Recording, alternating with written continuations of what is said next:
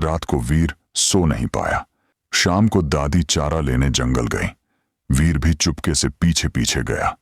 जंगल के बीच उसने जो देखा उससे उसके होश उड़ गए। रेगिस्तान के बीचों बीच एक टूटी फूटी झोपड़ी और उसके पास एक अकेला पेड़ खड़ा था। उसी झोपड़ी में गौरी दादी नाम की एक बूढ़ी औरत रहती थी। परिवार के नाम पर बस कुछ बकरियां और एक रहस्यमयी तालाब।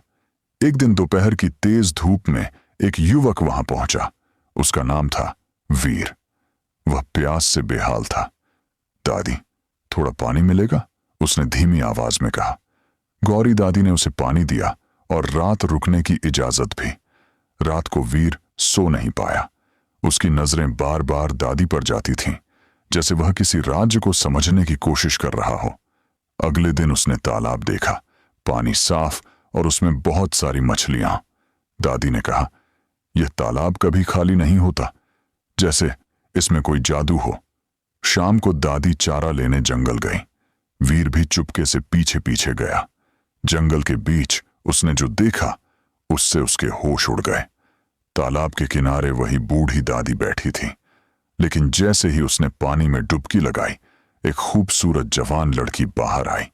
उसका नाम था नैना। नैना रो रही थी। क्यों नहीं आए तुम? मैं 30 साल से इंतजार कर रही हूं। वीर समझ गया यही उसका मकसद था। अगले दिन वह फिर उसके पीछे गया। इस बार जैसे ही नैना पानी में उतरने लगी, वीर ने उसका हाथ पकड़ लिया और दोनों ने साथ में डुबकी लगाई। जब वे बाहर आए तो इस बार नैना बूढ़ी नहीं बनी। नैना की आंखों में आंसू थे। क्या तुम आरव हो? वीर मुस्कुराया। हां, मैं ही हूं। असल में वीर ही आरव था, उसका बचपन का पति, जो सालों से उसे ढूंढ रहा था। नैना ने बताया कि एक श्राप के कारण वह दिन में बूढ़ी और शाम को जवान बन जाती थी, और श्राप तभी टूट सकता था जब उसका पति उसे पहचान कर उसके साथ डुबकी लगाए। आज वो श्राप टूट चुका था। रेगिस्तान की हवा चल रही थी, सूरज ढल रहा था, और 30 साल बाद 2 बिछड़े दिल फिर से मिल चुके थे। अब वह झोपड़ी अकेली नहीं थी, वह एक नई शुरुआत की गवाह बन चुकी थी।